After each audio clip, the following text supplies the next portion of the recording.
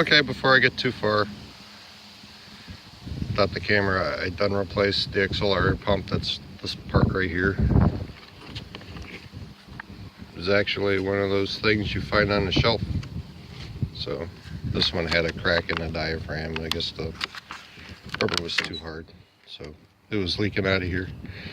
And the power valve, which is this part right here, this rubber diaphragm evidently cracked because you see the wetness. That's fuel that passed the diaphragm. It was filling up in the chamber where it's supposed to be sucking vacuum, and the unmetered gas was getting into the vacuum system and flooding out the engine. So I'm not going to replace this yet. What I'm going to do is I'm going to pull this out, I'm going to glue it shut and put it back in there. I'll tune this part in after I get the motor running on the road. Engine doesn't necessarily need to have this valve, that's the power valve, working for it to idle and cruise around. So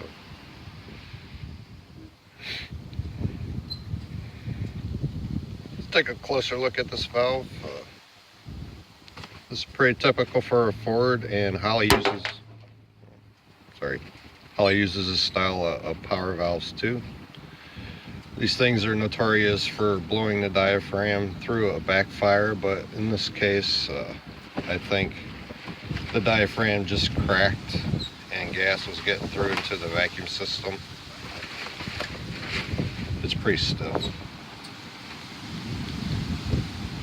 I'm going to block this off. I'm going to probably rip that spring out of here. This spring is a certain tension too. These power valves have numbers according to how they close at which vacuum pressure. So the vacuum system on that probably runs at 18 pounds of vacuum. So you want a power valve that's half that, which would be a 9 or a 9.5. I don't know what this one is. Figure that out when I go buy it.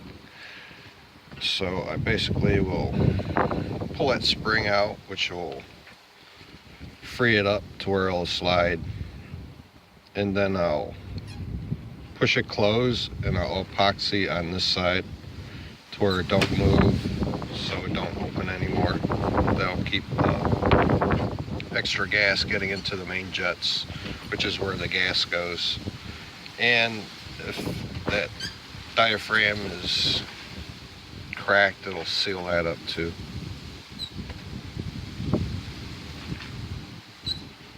Okay, this is worth mentioning. That's the in, and then these holes on the side are the out. They go to the main jets. You can see down in the hole.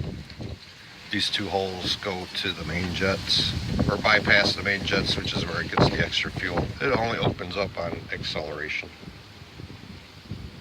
Okay.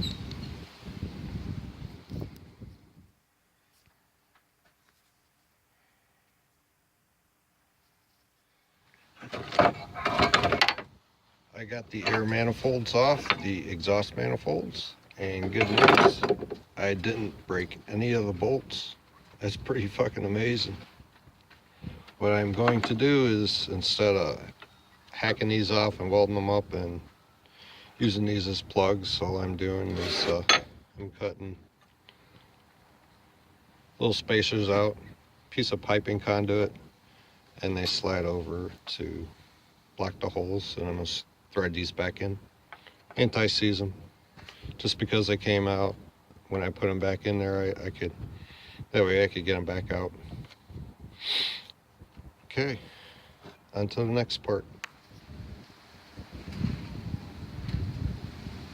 Yeah, I'd say it's bad. Let's go to dry rot. Okay.